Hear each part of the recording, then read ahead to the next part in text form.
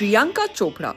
Whenever we see her, one thing that clicks in the mind is, who's the hottest girl in the world?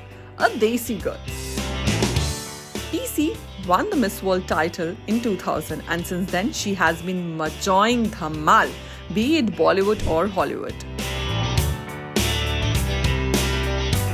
Like me, you girls also want to know what's behind her sundar and chamakti skin? You do not have to spend a bundle of cash to get that glow. Just simple and basic ingredients from your kitchen slab will do.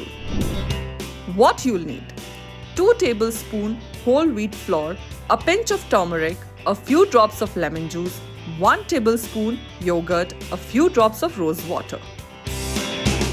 How to use: mix all ingredients in a bowl to make a paste. Apply it to the skin and leave for 15 to 20 minutes. Rub it off to remove it.